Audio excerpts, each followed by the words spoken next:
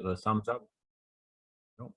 There we go. There's a thumbs up. I'd like to welcome everyone to today's session on Facing the Realities, a panel focused on anti-Asian racism. We're very excited to have our panelists, Minnie, Stephen, and Carl joining us. Carl is a past BCIT staff member, and he reached out to our amazing team member, Kyla, and got this event rolling. So we're really happy to have everyone here and making this a reality. This is a partnership between the BCIT Respect, Diversity, and Inclusion Office, BCIT Student Association, BCIT Faculty Staff Association. And I'd like to start by first acknowledging the traditional territories of the Coast Salish people, the Musqueam, Squamish, and Tsleil-Waututh. I'm going to hand it over to Splash in a sec, but we like to recognize him and put him on, to spotlight him at all times and recognize the great design that he brought forward with the Diversity Circles logo. And this is the Coast Salish eyes.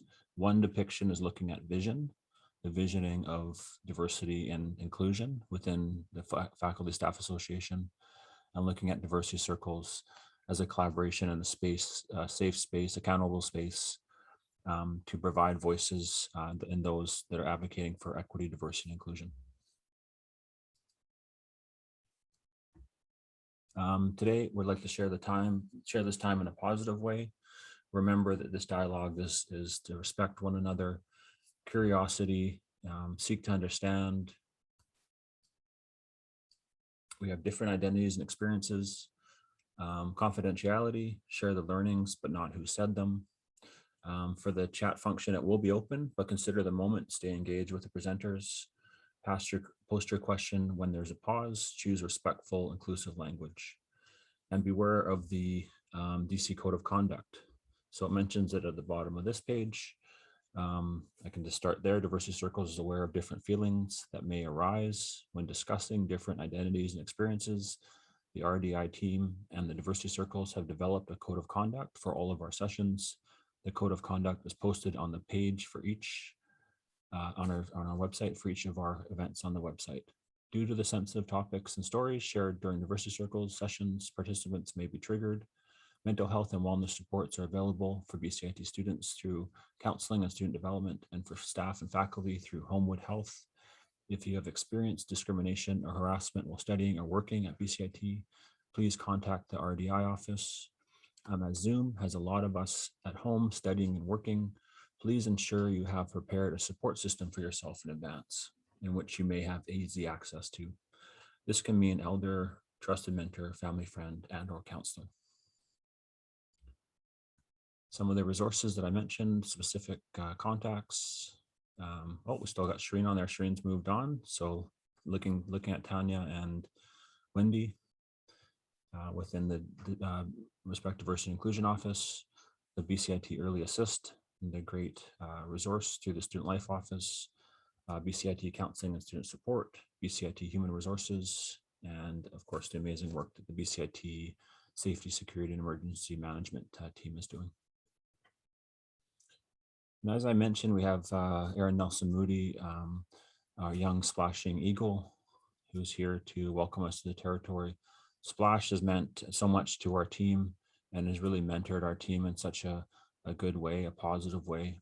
And we really admire all the work that he does as a faculty member at Langara, and also now at Emily Carr as well, and all the amazing work he does across campuses.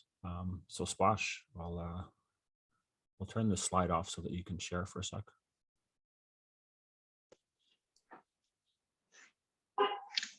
CM, welcome everyone, Couched and CM and CI.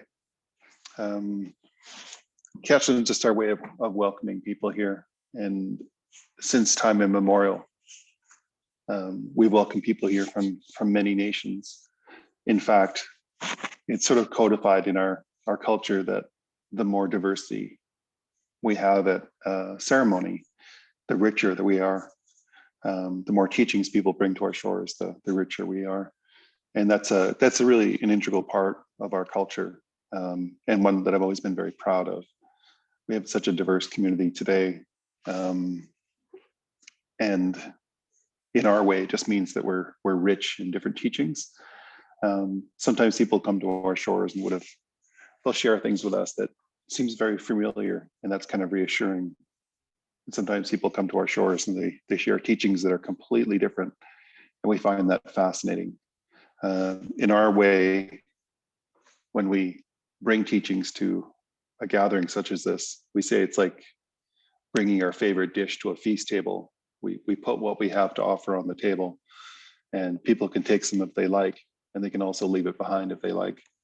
I'm just very proud to be part of this working group and be part of the community that comes together and has discussions like this. Zah and some of the others have invited me. It's simply to let you know that you're welcome here. Normally we sing a song. I'm not sure how it'll come through. I could share maybe a verse. In the world of Zoom, it's a bit strange. It comes through funny sometimes. I don't think it was meant to work with our drums, so I'll see how it goes. But I'll sing you one verse of what we call a paddle song. And we don't really perform our songs. We don't wear regalia as a costume. It's integral to who we are. So this song is literally an introduction to Squamish people, because we would sing this as we're coming into shore. And maybe we can imagine for a moment we're coming to this place fresh, and we're introducing ourselves. And what happened here historically is that all the Squamish people would walk into the water with their hands lifted, couched, and to welcome the other human beings, because we know you must be related somehow, as we're all human beings. And the longer we talk, maybe the better we can figure out exactly how we're related.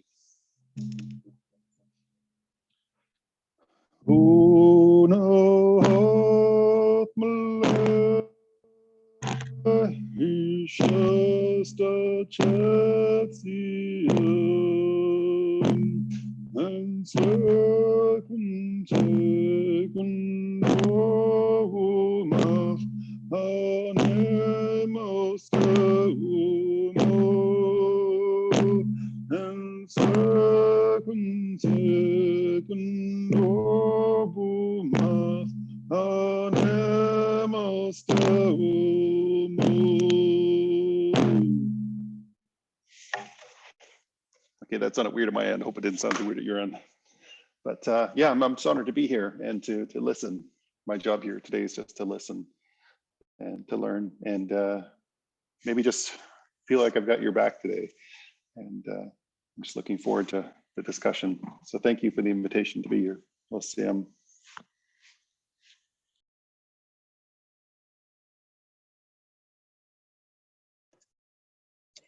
Thank you so much for that. I really appreciate you being here with us today. It means a lot. I'm going to turn things over now. I'll introduce myself a little bit after, but I wanted to turn things over to Carl Chen. So Carl, over to you. Thanks, Kyla. Yeah, so before I begin, I'd like to acknowledge that we're gathered today on the traditional, ancestral, and unceded territories of the Coast Salish people, including the Squamish, Tsleil-Waututh, and Musqueam nations. There are three things I want to acknowledge and recognize before I begin anything. Tomorrow, November 20th, is the Transgender Day of Remembrance. It is an annual observance that honors the memory of the transgender people whose lives were lost in acts of anti-transgender violence.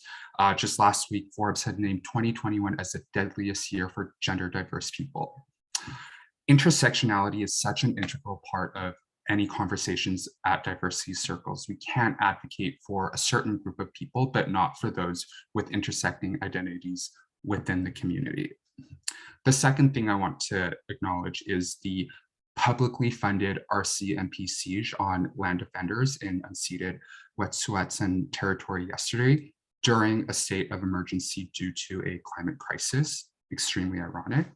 And the third thing is the Kyle Rittenhouse being acquitted of all charges. This is a very clear indication that white supremacy still reigns true and is woven into the fabric of our society. So my name is Carl. I am a queer first-generation immigrant. I'm also disabled and neurodivergent. I am a BCIT alumni who graduated from Marketing Communications Diploma Program in 2018, and I'm the founder of Rise Professional Asian Network. We are one of the largest professional development networking communities for Asians in North America. We serve over 62,000 members, and our work has been recognized for diversity and equity work, including at Facebook, Women in Business, and Association of Asian Healthcare Leaders, and many other things.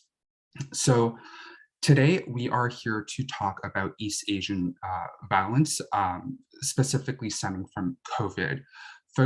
Asians have been disproportionately impacted since COVID because I think a lot of folks found an excuse. COVID, comes from China, and using that as an excuse to act violently against folks. A lot of the things, so to preface our conversation today, I want to say this will be an uncomfortable conversation. I don't think anyone here likes being told any of their ingrained belief is wrong, because that deroots our foundation and that takes away a sense of security and identity that we have. You may even be told that you're not as good of an ally as you thought you were, or that you're actually causing harm. Even though BCIT is a post-secondary institution, I think it's so important to recognize that the students are not here just to be students. That is something that is very often forgotten. We are all very complex beings, and the forced compartmentalization is a narrative pushed by capitalism to increase productivity.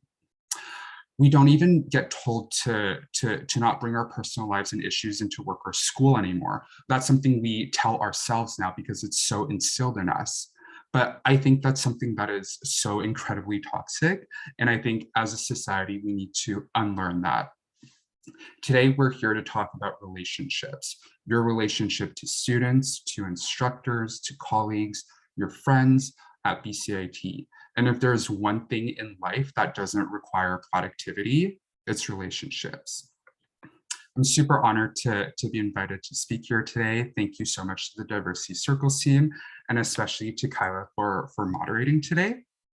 I'm going to toss it over now to Minnie to do a self-introduction, and then to Stephen, and then we can get started. Hi, everyone. Thank you so much to Carl for inviting me to this panel. I'm very grateful to be here.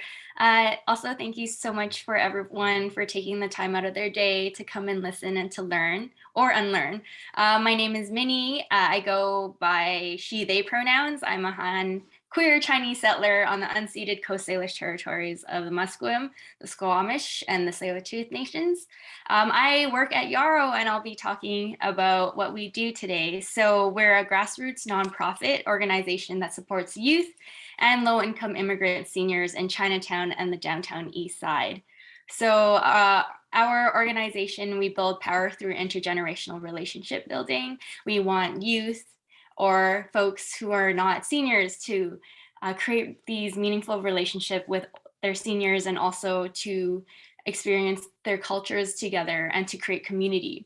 And so we also help seniors overcome language and cultural barriers to services that meet their basic needs, such as housing and income, finding jobs, finding the medical assistance that they need, as well as empower seniors and youth to work together to improve their communities and tackle the difficult problems of oppression and violence. And at the same time, we work in solidarity and support other folks that we also share the downtown East Side and Chinatown space with, such as Indigenous and Black folks, disabled folks, people who use drugs, unhoused folks, sex workers, queer and trans, and two-spirit people.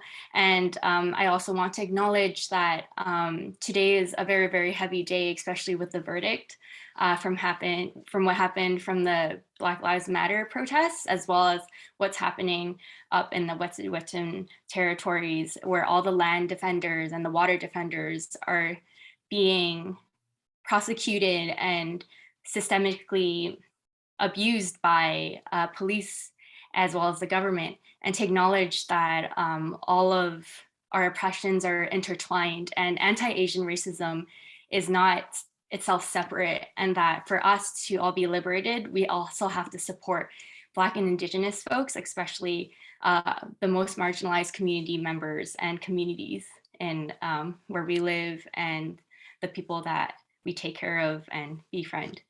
I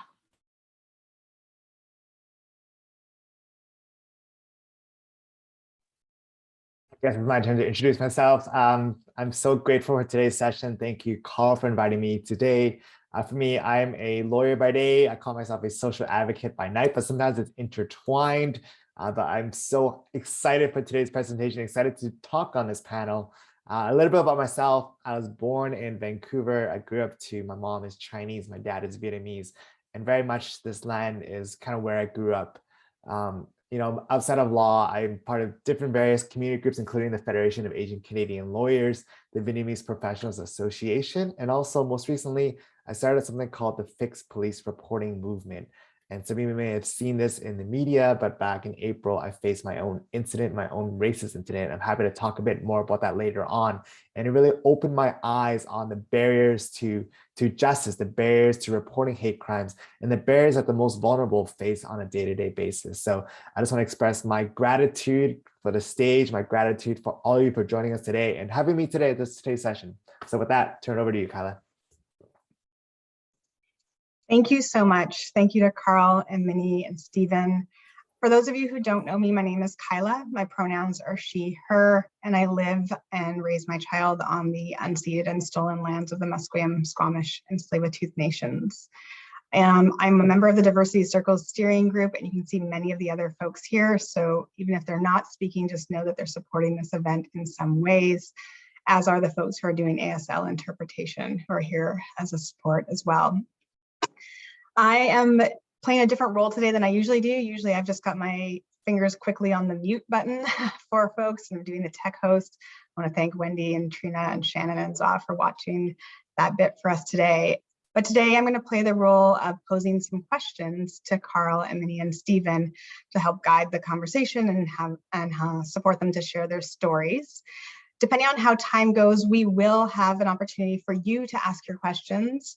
I feel very torn about events that include questions from attendees because I know that it can be a way to distract yourself from actually listening. You can start to think about what might I want to ask, or what about that point or story that someone just said.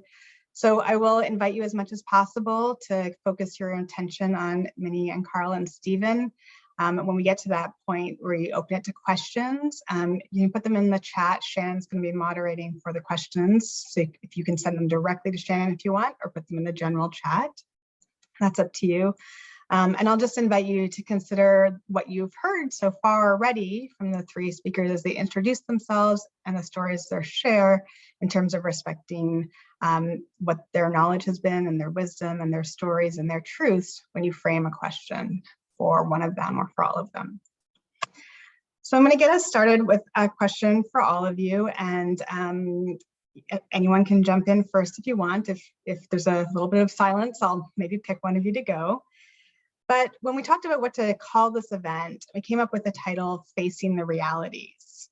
And each of you joined us because, as you've shared, you're working to stop anti-Asian racism along with the other areas of oppression that you talked about addressing. So in terms of the name of the event, can you share with us a few of the realities that in fact are being faced around anti-Asian racism, either for yourselves or the communities that you work and organize with? I could jump right in here. I love the title, Facing the Realities, and I am very much guilty of not facing the realities, I must say, because back earlier this year when the rise of anti-Asian hate started happening, I, for some reason, still stuck my head in the sand. And I think, oh, this can't be real. This is only for the elderly, those who don't speak English. It's not a thing. And I'm absolutely guilty of that until April, when I was called a effing chink when I was driving to a park and I had garbage thrown at me. And that's when I realized that this is absolutely real, right? Anyone can be attacked, anyone in broad daylight who's driving a normal car and could get yelled at. And so I think I'm equally as guilty of sticking my head in the sand. And I think it's a lot of work to understand that, hey, this is real. We cannot pretend it doesn't exist. I find that it's really easy for many of us to just look down in the US, right? I look at the States, look at all that's happening. They have gun violence, Black Lives Matter. It doesn't happen here in Canada, but the reality is that it happens across the board as well. And so that's when you say the title Facing the Realities, it's the reality that there is racism and it happens here in our beautiful city of Vancouver. Thank you. Carl or Minnie? Yeah. So when we talked about the title for this, Facing the Realities, I really liked it because for me it comes in twofold, right? As a first generation immigrant, as someone who grew up in Asia and came here, I have two realities. My reality of like being an Asian person, and in my household I have a certain set of values in my culture. I'm brought up one way. However, in North America, the default is white, right? Like the rules are set up by white folks. Everything is defaults to whiteness. So for me, this event is really about showing everyone who's attending here and sharing what the other side of the reality is. Definitely, we walk the streets every day having one side of that, the one that I just explained. But for a lot of us, and for the students at BCIT as well, there is in fact another reality, and that there's so many barriers that come with that because you're navigating two different lives essentially. Thanks, Carl. Thanks, Stephen. Well, for me, I think these realities have been experienced by our ancestors and a lot of our community members for time immemorial since immigration. And from Yellow Peril to head tax to the Canadian Railroad to all of the policies and the laws that the Canadian government have made against the Asian communities. This has been a reality since the dawn of white supremacy and colonialism. And it's great now that we can recognize this as a community, and as this surfaces to the media. And so I would also like to center the folks that we help at Yarrow and to also highlight what they've been experiencing during the height of the anti-Asian racism as well as COVID-19.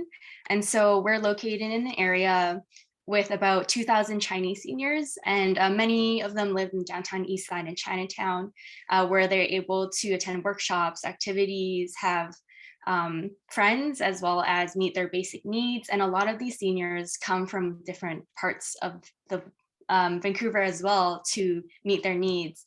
And even though the downtown East Side, Chinatown has many social services, a lot of them are inaccessible to Chinese seniors because of the language barriers. And so most of these seniors don't speak English and they're low income, and most of them are women. And so they struggle with mental health, physical health, nutrition, as well as now with COVID isolation from their peers, as well as the services and the grocery stores that they always go to. And so they experience very high barriers to accessing services and meeting their basic needs. And because of they're not from mainstream society and are often forgotten, and because of their race, their age, their gender, social economic status, as well as language. And COVID has just exacerbated all these issues, making everything even more or less accessible. Thank you to all three of you. There's a bit of a follow-up I want to pick up on here. Stephen, you talked about what happened while driving with your car. And something that we also talked about and has been well reported in the media is where these incidents often take place is they're in day-to-day environments, supermarkets, as you mentioned, cars, on transit as well. So I'm wondering if I can ask, and if you don't have something to offer, that's also fine, any of the three of you to talk about specifically what it's like, either for you or for others that you've worked with, to just be going about your day as these incidences take place, as opposed to doing something that is completely unusual and out of the realm of your day-to-day. Yeah, so I think one thing I realized when I was assaulted, the first feeling that came up was actually a feeling of shame, which is really interesting. No one really talks about it because I suddenly thought, was it the way I was driving? Was it the color of my skin? Did I say something wrong? And I started to internalize that. I was like, maybe I did something wrong. And it wasn't until I actually spoke to my friends and texted them, hey, this happened, that they encouraged me to report this crime. And luckily, because I have the ability to do it and figure it out on my side, even though I faced barriers, I did it. And what that shows to me is that absolutely, when you're in outside day, when you have something like that happen to you, you are scared to go out. And so back during, during the absolute height of it, my mom works at a dim sum restaurant on Kingsway and Victoria, East Vancouver. All of our clients would bring pepper spray in their purses. Are we living in a society where people have to bring guns and pepper spray in their purses when they go for dim sum? Like, it's unreal. My grandmother would be doing walks but around her backyard. She's been here for over 50 years, been like a taxpayer, and she only do walks in her little garden. It's not even, it's the size of my room right here. And so that is a reality that's not really shared, and that really came about during these intense times. Thank you. Carl or Minnie, did you have anything around the day-to-day realities of navigating the world? Yeah, I have a little story I want to share. So a former colleague of mine once shared with the entire department that they experienced violence on transit. I think that's one of the places where it's most common just because of all the traffic. It got to the point where this person felt like very unsafe and had to get off the bus and take the next one. And when this colleague shared it with the entire department, they got a lot of messages like after saying, "You're so brave, thank you for sharing," and all that sort of stuff. But you know, that colleague and I spoke afterwards, and we're very surprised by that reaction. So we're a couple of other people of color in the department, because we're like, this isn't surprising to any of us, right? And the fact that you know, so many people sending that like, "Oh, I can't believe this happened, that's so not okay," really speaks to how detached most folks are to what's actually happening to people. This colleague absolutely did not share the story to get sympathy, right? But this colleague shared to kind of make folks more aware, like this is something that's almost normal for some of us. Thank you, Carl. Yeah, Minnie, did you have anything around the day-to-day navigation of space? Yeah, for sure. I also want to acknowledge that this fear has also been very prevalent for a lot of like trans and queer and sex working folks as well, even before the height of Asian racism. And I want to acknowledge that it might be, the world is already very frightening for marginalized folks. And so for a lot of community members to realize now, it might be because of different privileges and socioeconomic statuses, and I want to acknowledge that. And so an example is that a lot of our seniors, they already struggle with cultural appropriate services and services with languages, different languages that they speak. And so now, because of the anti-Asian racism, a lot of them are afraid to go outside. And one of our seniors was even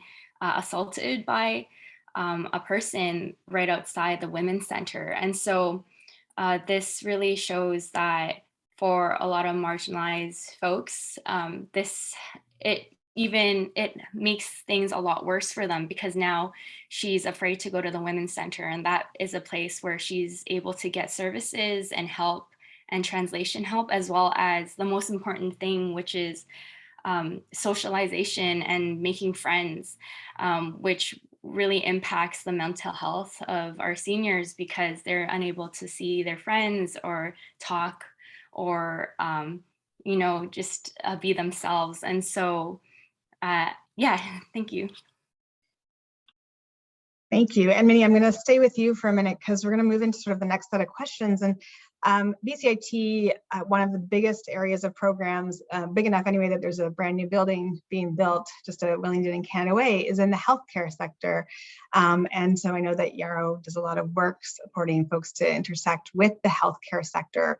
So if you're able to maybe tell us a little bit about how anti-Asian racism shows up in that interaction with the healthcare sector. And I just want to say, at a time during a pandemic, this is not to pick on the healthcare sector. Like, we couldn't be more grateful for the sector and all their workers. and the services in so many ways. They're stretched and doing just such an incredible job. It's more to use an example of a type of system where this kind of anti-Asian racism shows up. And again, how that might overlap with education for the workers in that system as well. So I'll pass to you, Minnie. Yeah, for sure. Thank you for acknowledging that. And thank you for all the folks in healthcare who are really spending all the time to take care of folks and putting their whole heart in it.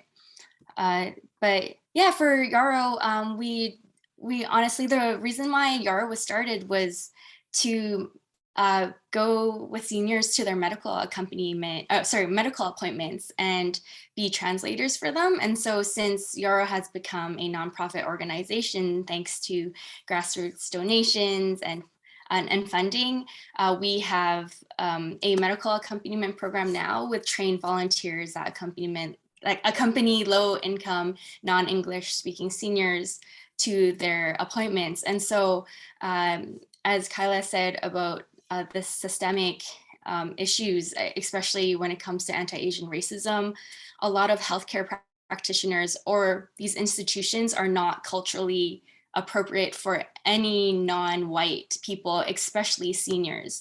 A lot of seniors have medical trauma with doctors not listening to them. And so a reason why this program was created so that volunteers can go and also advocate for them, making sure that they are listened to, making sure that they get their medication and that they feel comfortable in a space that is not welcome to them.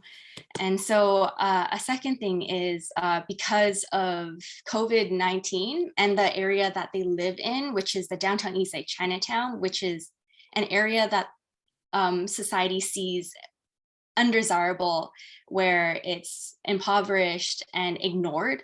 It is a place where the Vancouver Coastal Health really does not acknowledge Yarrow, as well as other organizations such as Second Mile, Second Mile, SRO Collaborative, Balvey, Carnegie and Strathcona Community Center. We've been working with them to advocate for COVID-19 vaccine clinics. And so because of that, we were able to include around 6 or 7 and also get over 1,700 doses to the downtown Eastside residents and seniors. And the problem is, if we did not exist and if we did not advocate for these clinics, it would be such a very hard time for folks to go and even get to get their vaccines. And so we did this through manually calling all the seniors, manually walking them from to and fro to their houses. I personally walked on the seniors, took an hour. And so it's like and not only that, these clinics are where the staff go as well. They don't acknowledge that the seniors are scared, that they don't speak these languages. And so we end up volunteering and having a lot of volunteers finding them by ourselves to go and stand there and translate, even though we're not healthcare practitioners and we're not nurses. And so this highlights such a problematic and systemic aspect of the medical system. I just want to add a couple of things to that. Everything Minnie said is absolutely correct, but I also want to point out that what Minnie just mentioned doesn't affect just the seniors, right? Like if they don't have access to Yarrow or they live in a different area, they need to go to medical appointments. So who's going to go with them? Probably their grandchildren, who many of them are likely, like BCIT students, right? That is, and being a BCIT alumni myself, I know how busy folks at BCIT are. The students, like 7-8 courses per semester. I had an average of 4 to 5 hours sleep when I was going through my program. And on top of that, like imagine taking your grandparents to doctor's appointments or translating documents for them. That's why I think it's so important for, with the new healthcare building, it's so important for staff and faculty to include racial sensitivity, that kind of stuff into the training and into the education for the students, because having that sensitivity there, folks won't have to go accompany the seniors as much to advocate for their healthcare, because what they said will believe people will actually take them seriously. That alleviates. So I guess the point I'm trying to make is, it doesn't just impact the seniors, it impacts everyone around them as well. Yeah, thanks, Carl. Yeah, we all have the responsibility to implement. If we're a professor, if we're a student, we have the responsibility to really seek out the opportunities where we learn about these cultural barriers, and so that we can help the folks around us. Yeah, another thing that Garo is doing is we have a language access to healthcare campaign. So we're basically researching policy and trying to talk to the counselors as well as folks who are working in the medical fields, so that they can implement cultural sensitivity training as well as language translation for not just seniors and not just Chinese seniors, but non-white folks and people who speak other languages as well. Thanks for sharing that. Carl brought up documentation, which I think is a nice bridge over to Stephen. I'm just going to hazard a guess that probably one of the answers you might give for my question is around the documentation involved. So your work that you shared that you're increasingly doing is around reducing barriers to reporting and the incidences, and you shared yourself that it wasn't your first instinct to report it, that friends encouraged you to do so. So can you tell us a bit more about what the barriers are for reporting for instances of anti-Asian racism? Yeah, absolutely. And it's all connected to what Minnie and Carl said earlier, right? Language is a barrier to access justice or access the healthcare system. I think we live in a country like Canada where healthcare is available, justice is available, the rule of law governs our society. And because we have these fundamental rights that are guaranteed to us under the Charter of Human Rights and Freedoms, that should be available to everybody, just no matter what language you speak. And so pivoting on that point, so what happened on my story, to give you some context, is that when I had that incident happen to me, I wanted to report it to the police. So I was in Vancouver and I called the non-emergency line. That's what the website said. And I was on the phone line for more than 30 minutes. No one picked up the phone after 30 minutes. How long would you all wait when you're calling Shaw or TELUS? You probably give up after 5-10 minutes, right? So I waited for 30 minutes, no one picked up. And so when I went online to report it, there must be a way, and I saw there was a form, and it was great, there was a form, but the form was only in traditional and simplified Chinese. And so does it mean that all Asians are Chinese? I don't think that's the case. And more importantly, what Minnie was saying earlier, quite often when something happens to the seniors, it's their grandchildren who report. So how about those grandchildren like the BCI CT students who can't speak, who can't write Chinese? I can read a menu at a dim sum restaurant, but can I write a police report in Chinese? I don't think so. And so what I had to do is I had to translate that form into English using Google Translate, type in my responses on the Chinese form, try to match it together, and then I submitted it. This whole process took me an hour. So is there any reason why you think hate crimes are underreported? It's because there's these massive barriers in place to even get to it. And so let's start with the core issue. We have to remove barriers to reporting a hate crime. People say that victims don't report hate crimes, and I get why, right? Sometimes there are fears of the police, there are fears of what might happen. I understand that, and I acknowledge it. But for those who do want to report, we need to make it as easy as possible. And so I must say, and I want to commend a lot of people at the audience today, because many of you have supported by reading the articles and sharing the social media posts, that within 2 months, the Vancouver Police Department now has reporting forums in not just 2 languages, but now in 14 different languages. And so what that shows to me that change is possible, right? It's not just about shouting and change is possible. They were receptive to our suggestions.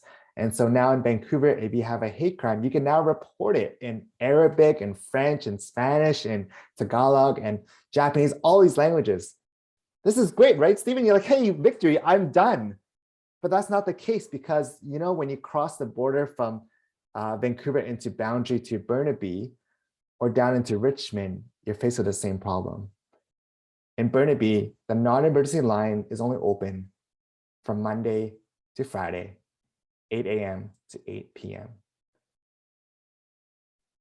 So if something happens to me tonight at 9 p.m., I have to wait until the next morning to report, right? So it doesn't make any sense. And so we have to make it as easy as possible. And the solution is simple.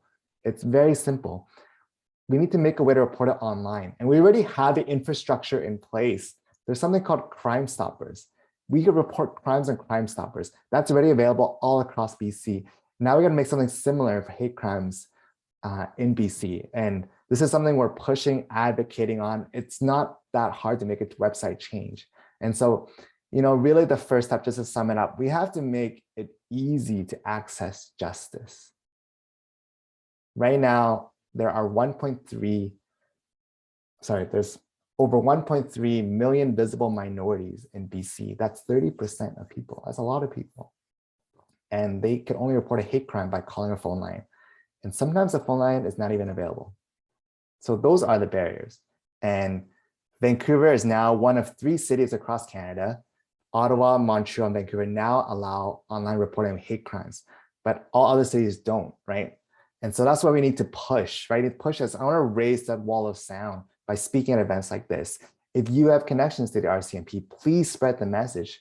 They apparently approved a pilot program, but they're dragging their feet. It's been like 6 months. And so we need to actually vocalize on why this is important. We can't just hide it under the rug anymore. And those are the barriers. So language is an absolute barrier, both to the healthcare system and also to the justice system.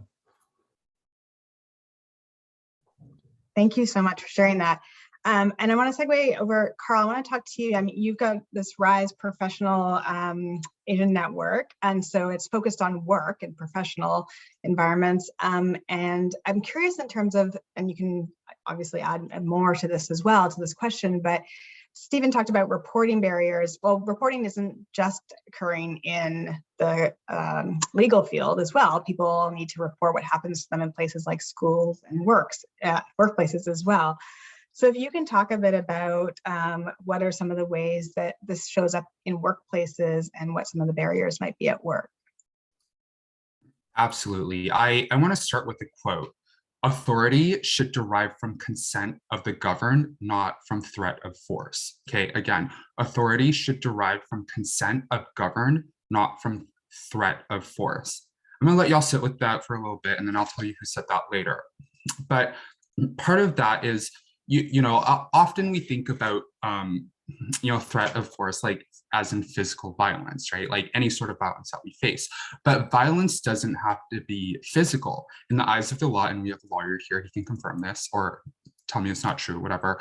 Violence or threats can be verbal, mental, or emotional, or any act that places the victim in fear of their safety can constitute as violence, right? And we see that so much from the folks that I talk to, we see that so much in ways of, like oppression in the workplace. And it can be really small things like, microaggression or like implicit biases that, things people say, but like they don't really notice. But then it can also go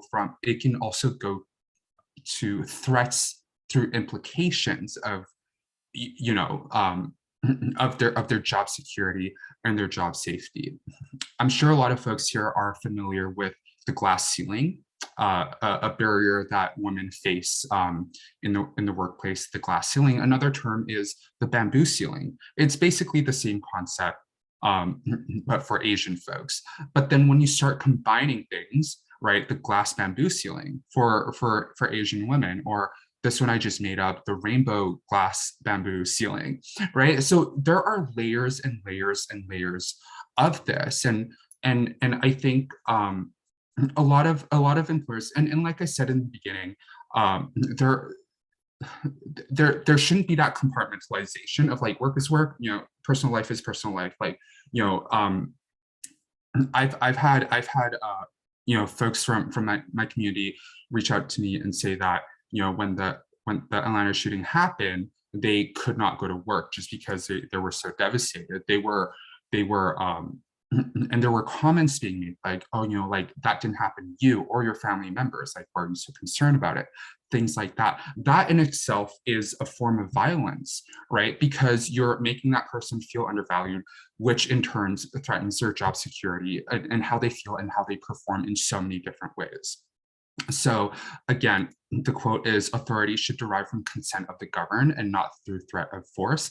I think it's so important for everyone to recognize that these things happen so often in our workplace. And again, it may be unintentional, but it happens, right? And that quote, it was Barbie in Toy Story 3, but I thought it was a very good quote. I just want to jump on what Carl said as well. I absolutely love your analogy, rainbow glass bamboo ceiling. I'm going to borrow that. But I absolutely echo what you're saying in terms of what happens in the workplace. For myself, I'm also part of the Federation of Asian Canadian Lawyers. I'm the vice president this year. And we recently released a documentary last Friday that talks about these barriers, these things in place in the workplace in law firm settings.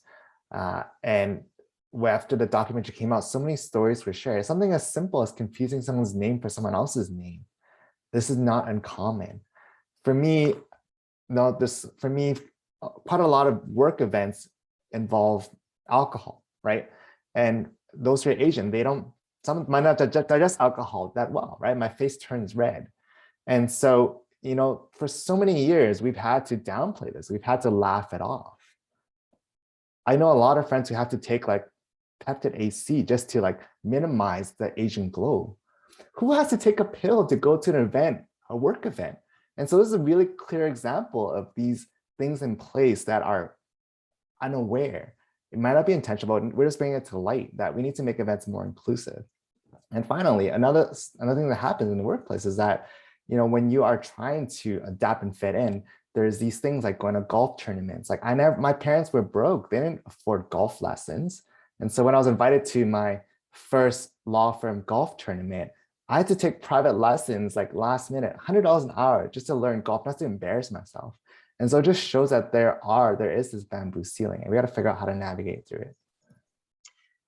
Thank you so much. Let me first say that I've seen the film the Federation of Asian Canadian Lawyers produced, and it's excellent and it's available online. We'll put it in a link in a follow-up email along with other resources from the speakers as well. I'm going to turn over to Minnie, but I want to invite all of you to maybe think about some of what you've shared in terms of healthcare and education and workplaces and things like that, and then talk a bit about the model minority myth and how this plays into some of the anti-Asian racism that you face. Okay, thank you. So I think in case folks don't know, model minority is basically just, it's mostly Chinese folks, I think, the center Chinese folks or Asian folks as well, East Asians. Basically, it's us submitting to the white supremacist culture where we continue to climb and forget that there are marginalized people and that we are not in solidarity with the other races who continue to struggle. And so as you can see in the world, there is more East Asian representation now, and there are more East Asian doctors, East Asian actors, celebrities, and this is just another way that the world shows that we're being included. But at the same time, as we rise up, as more of us are in higher economic statuses and more privilege, we forget that a lot of our rights have been fought by Indigenous and Black folks. And so we forget, while we are ingrained and we learn to continue the white culture and the white supremacy as well as the anti-Blackness. And so I think one of the things that might relate to BCIT students as well as staff is that we forget that our struggles and oppressions are all intertwined, and especially in an institution like academia, we forget that there are certain voices that are left behind and that aren't written in academic articles or even featured in textbooks or even talked about. And so we continue to pursue jobs with more influence and power and forget to help folks who are most marginalized or even have empathy for them, which is disabled, low income, Black, Indigenous people, sex workers, trans folks, and housed people. And so I think one thing to acknowledge is that we need to continue to pay attention to the folks who are not heard at all. And so we already hear a lot about Chinese folks, East Asian folks being hurt during the anti-Asian racism, but we also fail to acknowledge or to work with what's happening with Black Lives Matter, as well as Indigenous land and water protectors, as well as what's happening locally, which is the downtown East Side. We're going through a overdose crisis as well. And so that pandemic is just as big as COVID, but we don't hear about it because the folks are people that do not fit into this model minority status. And so for faculty and for staff, it's something to acknowledge, to include this education in what we're learning, especially the medical institutions, because a lot of folks who are most marginalized are not people that others want to help because they might seem disheveled, they might not be, they might not look and seem happy. And so a lot of, medical practitioners just see this as being angry or dangerous. And so there's so much to unlearn when we look at folks that don't look like us. And it's something to consider for everyone here. Thank you, Minnie. Carl or Stephen, you want to talk about the model minority myth at all? I would love to talk about the model minority myth. So we mentioned the bamboo ceiling earlier, and actually a lot of people don't believe that exists, just like a lot of people don't believe the gender wage gap exists or things like that. And that is actually due to the model minority myth, right? Because there are statistics out there that Asian men actually make quite a bit of money, but only in specific industries, right? So like specifically tech, right? There are so many Asian folks up in higher positions, but that is due to the model minority myth. So way back then, 1923 Chinese Exclusion Act, right? And then there was the Chinese head tax, which was enacted to restrict immigration after the Chinese labor was no longer needed to build the Canadian Pacific Highway. So the only way to immigrate was if you have a degree. And if you come here and you're only accepting a very small, narrow part of a population and you require them to be educated, the perception of that entire race of people would be completely wrong, right? And because of that, Asians are known as being like hardworking, and that's part of the model minority myth, right? Like super hardworking, and often that is used to pit us against other minorities, especially Black people. Like, like the Asians, they work so hard and they're working their way up. Why can't you use that? Why can't you do the same thing? So that itself is used to promote a lot of violence as well. But then you're like, now, like, people are educated, people know this stuff, but actually no, it's really difficult because like students immigrating here, they do their research, right? What is as immigrants, your number one priority is survival, right? You're in a new country, new language, like you need to survive. And how do you do that? With money. And you look up statistics, Asians do well in tech. They're promoted so much, so they go into that, and then that further perpetuates it because they're like, oh, I can't get promoted or get a high ranking position in other industries because they won't take me into that because Asians are perceived to be good at only this certain subset of things, right? So it's a really, really vicious cycle that I think that really impacts everyone. Thank you, Carl. Stephen. That was so well said, my friend. When I hear the word model minority myth, it reminds me of a book I read called Caste. It's on Oprah Winfrey's book list. Barack Obama says one of his favorite books of all time. And it talks about the different, seeing society as different castes. You have the upper caste, which is the white supremacy, and everybody else below it. And model minority is just trying to let those groups below fight amongst themselves. Hey, why can't you be like the Asians here? This is very pervasively and very dangerous. Also, it's also dangerous to assume that all Asians are Chinese, right? There's so many different races within the Asian community. There's the Vietnamese community, the Filipino, the Korean and Japanese. They all have their own distinct cultures. And so with that being said, you can't really lump them together. That's really what the myth talks about, just lumping races together and pitting them against each other. I'll take it back to a personal example when it comes to the model minority myth. For me, I was the first in my family to go to law school. I had no special connections. I just fought my way up. I worked incredibly hard. I figured out how to play golf and fudged my way through it somehow. But I quote unquote made it, but even at every step of the way, now I'm senior counsel at one of the huge tech companies in Canada. I know it's tech, okay, perpetuating the stereotype, but I'm in tech. But what I do is I do a lot of sales negotiations. And so it's so interesting when people talk to me on the phone, they're like, whoa, you sound very Canadian, as if they're expecting me to sound very Asian. And there's also this expectation that when I negotiate, I should come across like a Donald Trump, very aggressive, very brass, that master, but that's not who I am. And so it's trying to dissuade that perception of what I should sound like a negotiator. It's like, no, actually, I'm going to use my own approach and it actually works better. And so this is a live issue even to this day, where this perception that, okay, you're a lawyer, you're Asian, maybe you do tax, maybe you just do research. And this happens now. So we just have to be very cognizant of these social contracts we have in place. At the end of the day, we want to be in a society where everybody feels safe, included, and can thrive. And I think we're getting there, but we have a path to getting there. And one of them is the model minority myth. Thank you so much. Something we talked about when we were playing this that we really wanted to make sure you had a chance to share was, you've talked about the realities that folks face, some of the realities that folks face.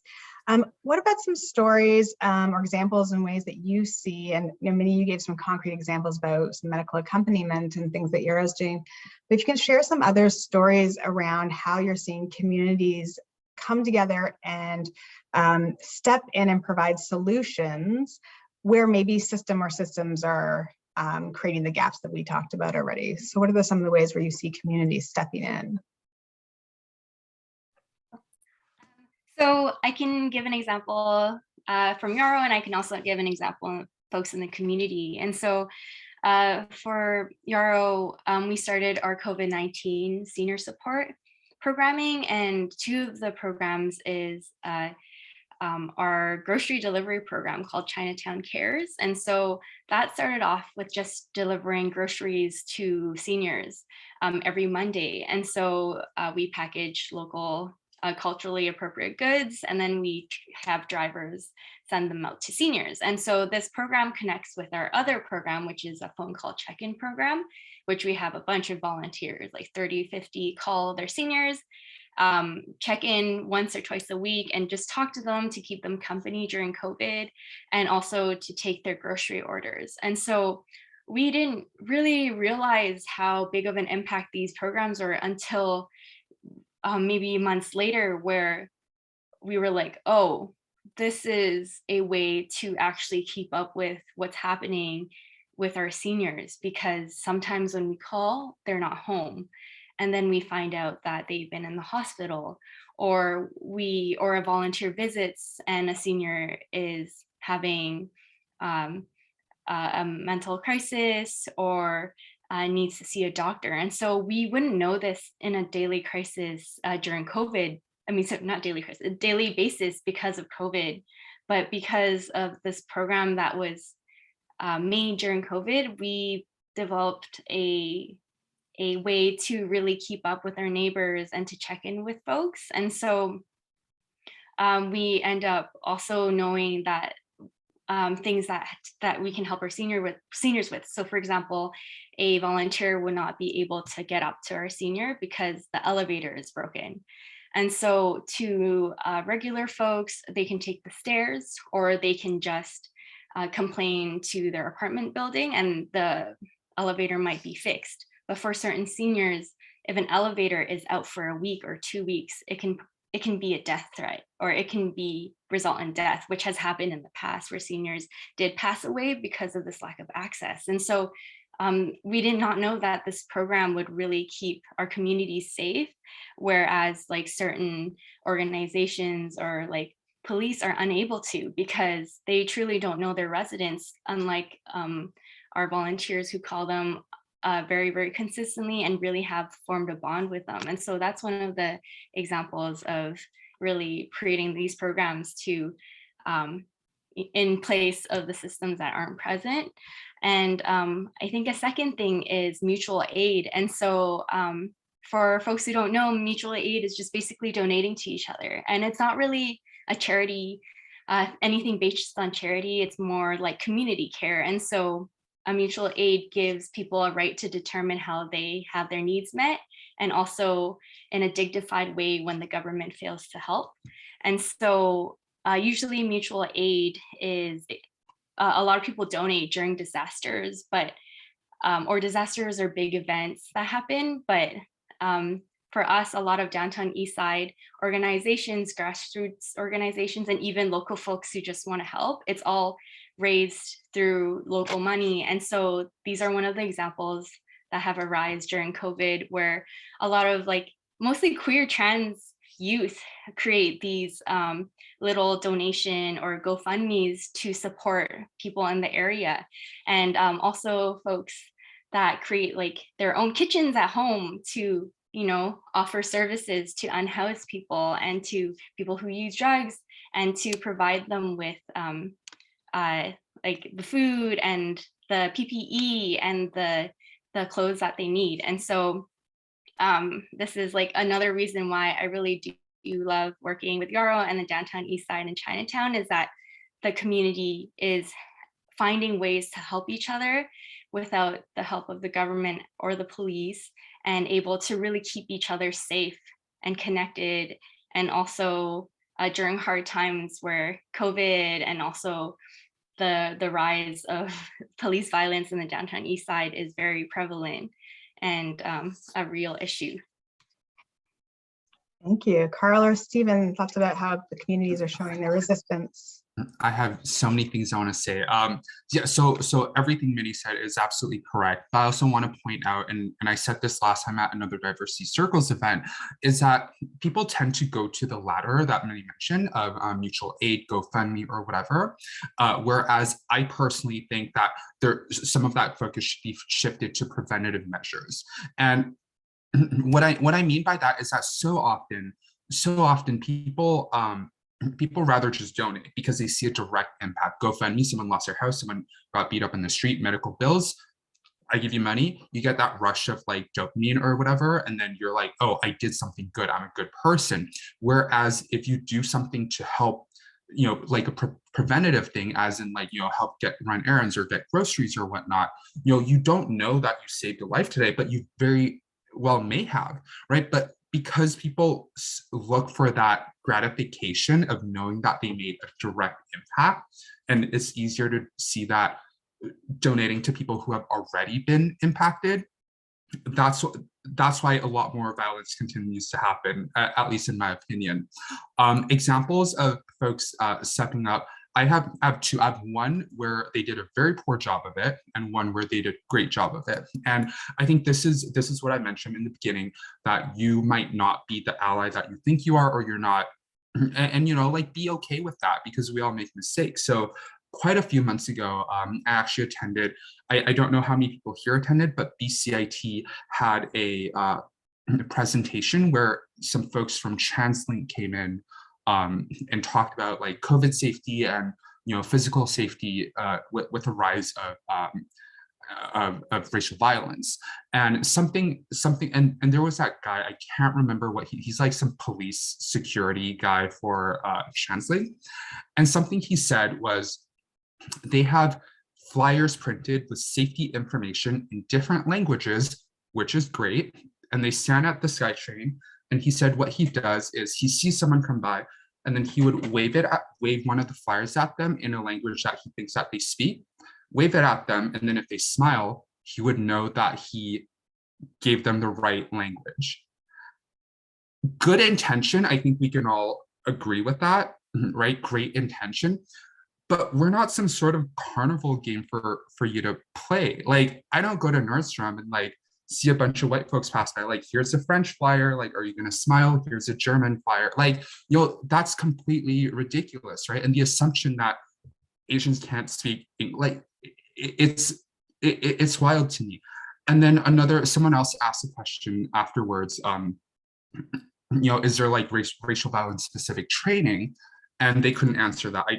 I don't think Translate had that. So, the prioritization of what they do and what looks good marketing wise and what actually makes an impact, right? Like, I think, again, good intentions, but horribly executed. And I don't think that was the right approach. That's a bad example. A good example is last year at the beginning of COVID, I started the Asian Unification Project, where we got over 100 volunteers across Canada.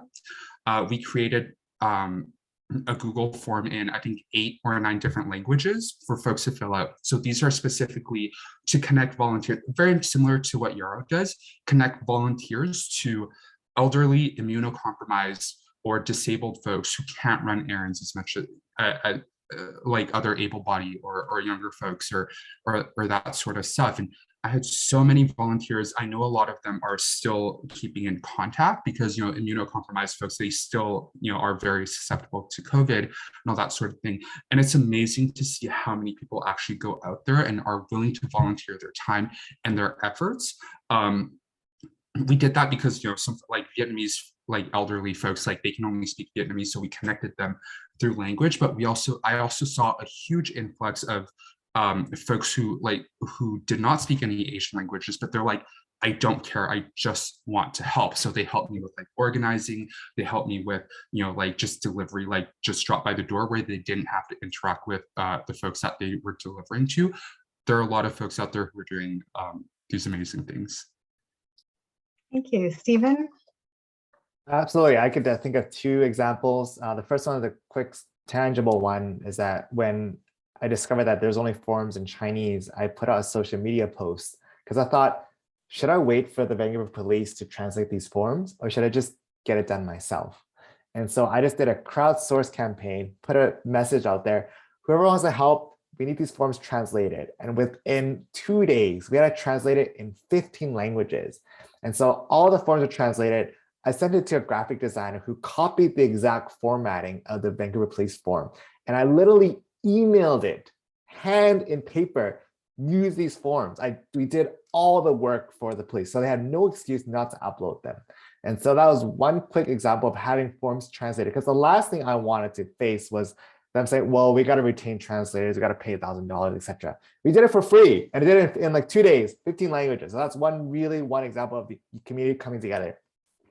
The second one is a deeper one, is really, there's this notion of a social license. And that's what's exciting to me, because now I feel that those who are East Asian, South Asian, those who have been repressed from supremacy, from racism, now feel like they have a social license to speak up. So an event like this would not have happened 5 years ago. I guarantee it wouldn't have happened. And so now you're seeing this communities all across Canada, all across the US, feeling that, hey, I have the ability to speak, right? This is a rising. And so you see there's a beautiful New York Times article that talks about this, but that's probably the bigger, deeper fundamental thing is that, hey, we now have a social license to speak up. And so let's do it and let's make our society better. Thank you. This is my heads up to you, Splash, that you're coming up soon. So I'm just going to have everyone give us some closing thoughts. One thing that we won't have time for today, and I know folks were listening probably hoping for, is some suggestions or recommendations, because part of this work for everybody and their allyship is ongoing learning that they direct themselves. But we'll make sure to send out an email. We'll get some things from Minnie and Carl and Stephen. We'll send them out to you.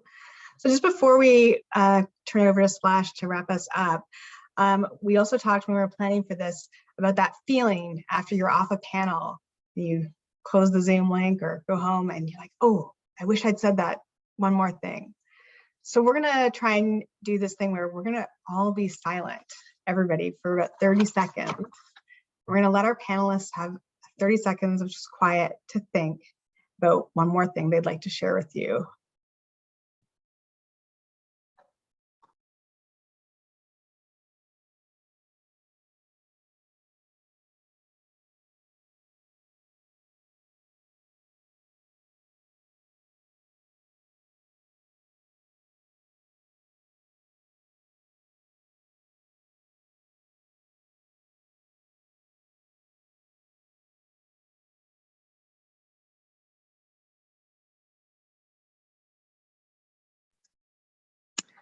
Okay, I'm gonna come to you first, Stephen. We'll go Stephen and then Minnie and then Carl. What's one thing you'd like to leave folks with before we could turn it over to Splash? I think with a topic like this, it's really easy to get caught up in the fear mongering and the hatred and the pointing fingers. And I get it, right? There's a lot of repressed feelings and there's a lot of anger out there. But I think another way to approach it is really from a place of love and kindness. I think at the end of the day, we're here to have a safe and inclusive society. We're all here on the call to learn. And there's two ways to approach it. We can either keep shouting or we can approach it from a place of love, reason, and rationality. And so I venture that the second approach is probably a little easier. And I just want to keep that in people's minds as we approach cultural change. Leaders like Barack Obama, leaders like Mahatma Gandhi, leaders like Martin Luther King have approached the movements from a place of love and kindness. And that's my parting thoughts. And that's really my approach throughout this talk and through this whole movement. Thank you, Stephen. Minnie? Thank you for giving me the space to say all of these things. There are so many things, but first of all, I think from what we all talked about today, that this activism is really important and social justice is important. And I do really want to acknowledge the voices that weren't here today and the voices and the people and the communities that taught me and really educated me, and which and all my unlearning process is really goes to the Indigenous and Black communities that I am around, and all the words and the speeches that I have listened to since I was young. And so I really want to acknowledge that this work is really heavy, organizing is heavy, activism is dangerous. And these things have not started with anti-Asian racism, which has happened just this year. It's been happening since the 1900s. It's been, especially queer rights, especially working rights, has been Black folks, Indigenous folks, queer, trans, two-spirit folks have been at the forefront of all of this activism and all of this organizing. And their labor goes unrecognized while cis folks are really at the forefront and represented, while trans people are still being murdered and still being prosecuted for just existing. And so I really want to give space and for folks to really go home and reflect about the histories that are not uplifted or talked about, and that we are still continuing to unearth the things that have happened in the past and that are still coming to the forefront that a lot of the mainstream society don't know about. But for folks who share intersections of identities that are often unnoticed or not respected, it is really a huge reality to us that we face with our communities every day, the pain and the death, and what's happening in our activism circles and the labor that it goes to these communities that we love, and these experiences that we all share.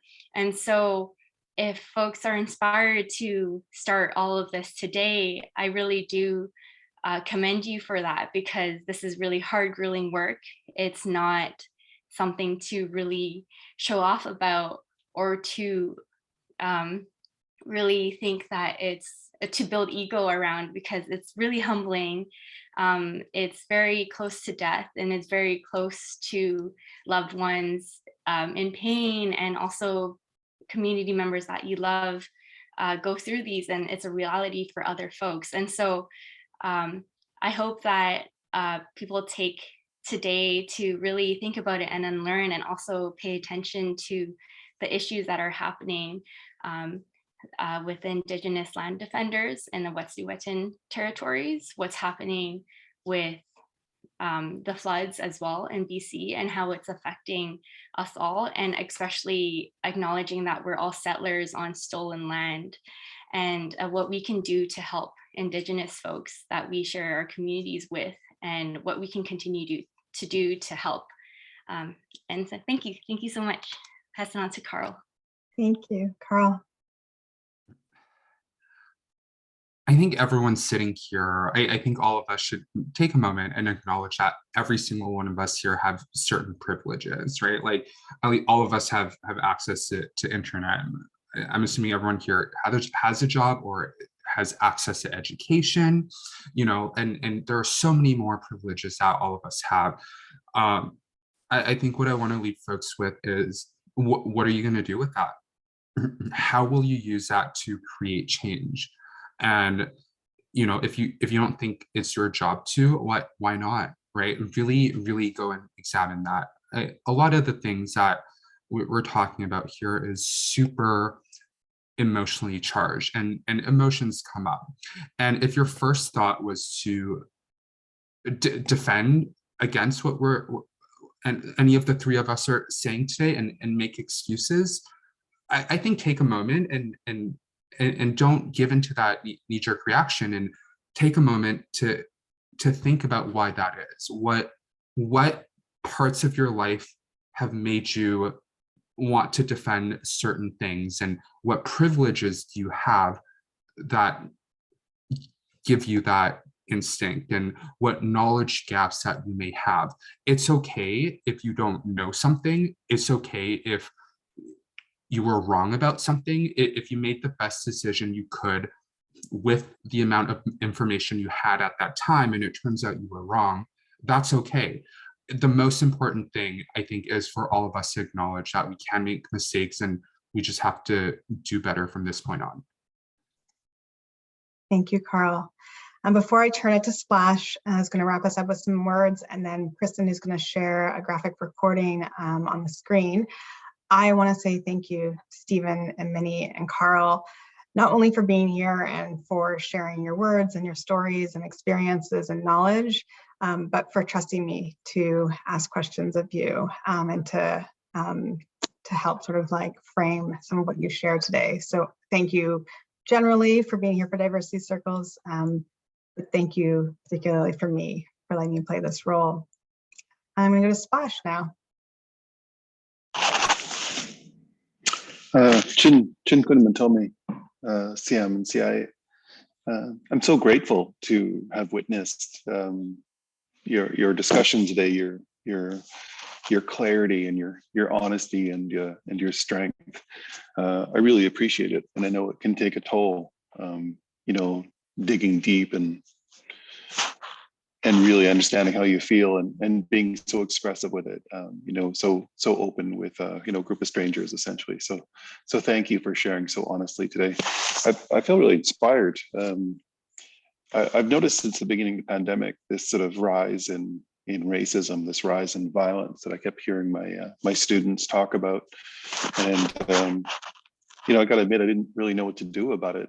And I thought, well, every time I walk by someone, I'm gonna say hi to them and just smile at them and let them know they're safe, you know, around me at least, or to reassure them a little bit. So I just it's hard to know where to stop because I'm just walking down the street saying hi to everyone like a country bumpkin, but I can see the relief on people's face sometimes, just knowing in this moment they're safe. And it seemed like such a small gesture at first, but I wish more people were doing that. I wish we were letting each other know that we're safe around each other, just to relieve some of that constant sort of fear, just leaving our homes. I was kind of reflecting on my mother. She was the third generation to go into residential school here. And literally every day, you know, she was beaten and told to civilize herself, to be better, to be more like the, you know, be more like the Haleitan, be more like the non-native people. And on her very last day, she was in there about 10 years in residential school. She went in there as a very, very small girl. On her very last day, one of the priests said she was going to go burn in hell anyway because she was just a squaw. And she thought, well, what the heck was this for? Like, why did they even bother coming here? No matter how hard she tried, you know, their opinion of her was still so low. They thought she was hopeless because of the color of her skin or some inherited barbarism, whatever they thought of us. I hope that we don't assimilate into this culture ever, because I'm not terribly thrilled with it. I'm not terribly thrilled with all the pollution and the flooding and the, you know, the raiding of people trying to protect their water. stop pipelines going through their territories. I don't actually want to assimilate to this culture. I hope we can build something better. And listening to you all talk today, I feel like we're on the right track. I don't know what causes racism. I don't know what causes discrimination, but I feel like when we lose touch with our personal humanity, maybe we start to take it out on each other.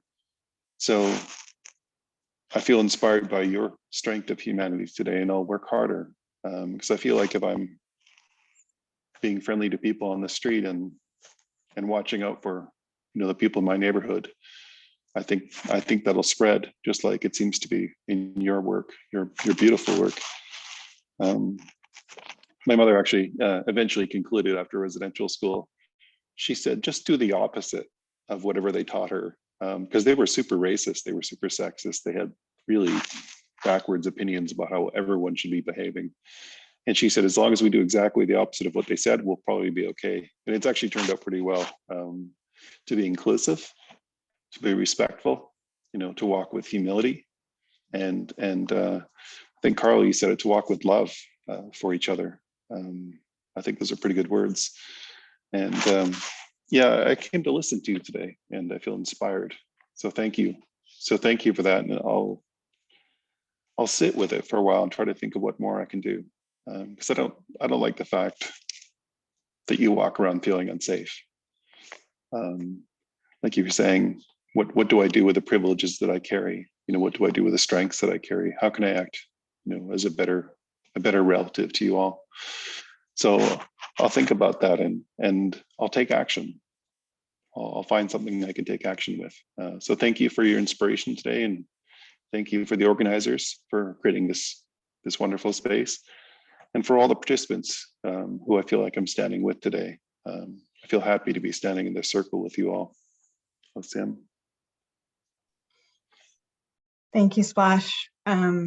Just this morning, I was talking with somebody at BCIT, and we were thinking about when you were carving the house post that is in SW1, that building, and what just having you on campus meant, even if we're rushing by to a meeting or things like that, what it meant to myself and the person I was speaking to just be able to go by and see art coming into the space, and to be honoring the land, and to have you there as part of it. So I miss seeing you carving on campus, but thank you so much for being here to listen and witness.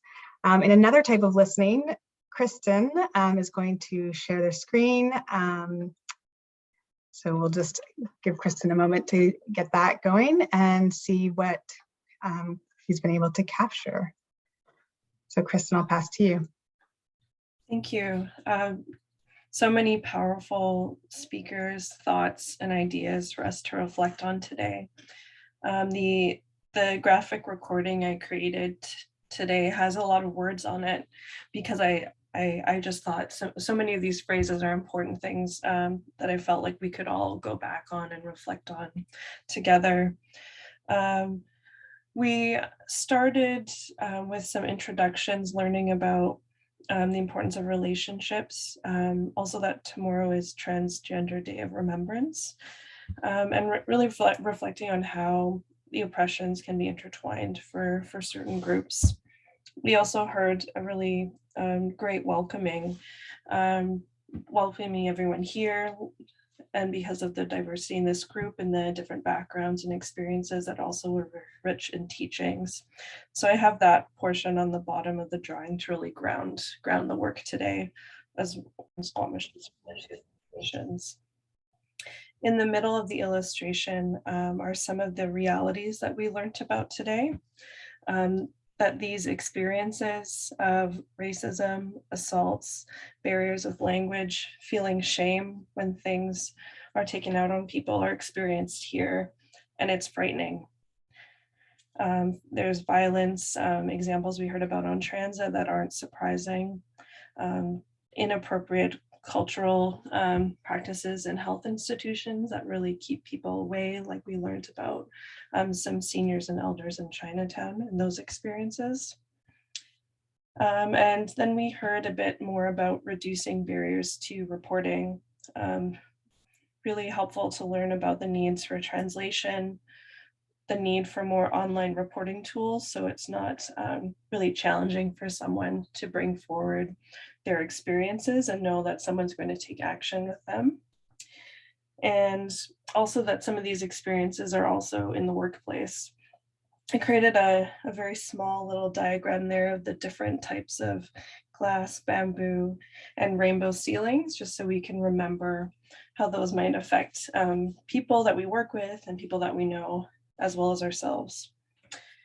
And then we talked about the model minority myth, both in how the struggles are intertwined with other people that are also marginalized. However, this myth lumps everyone together.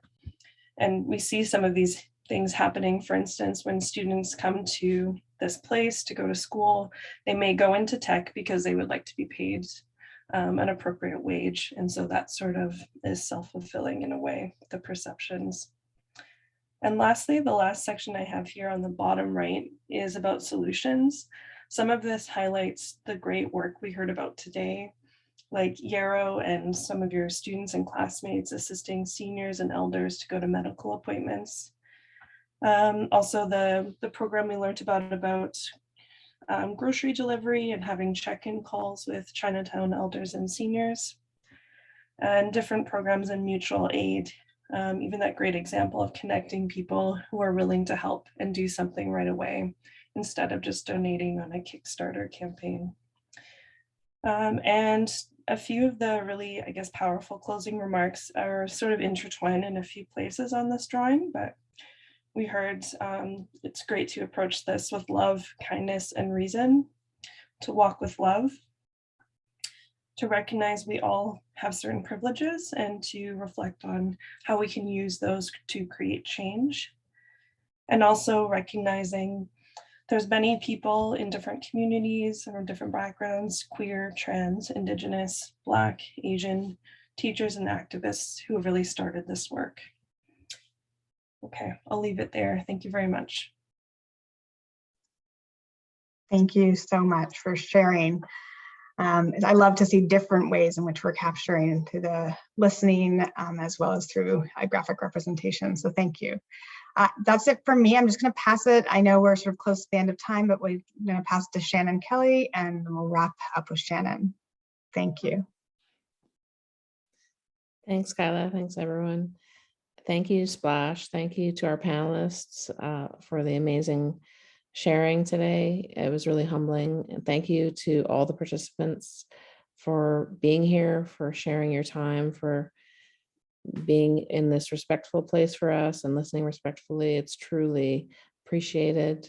Thanks to the members of the Diversity Circles Steering Committee supporting this work, and the support of BCIT and the FSA, the Student Association, the Respect, Diversity, Inclusion Office. And I know Zah mentioned that on the slide, we had Shireen Tayl's name up there. And of course, Shireen will be missed.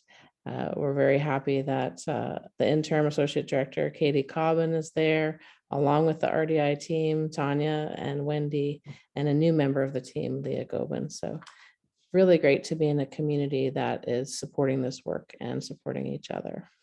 Thank you so much, everyone. Have a good rest of your day and have a good weekend and stay safe.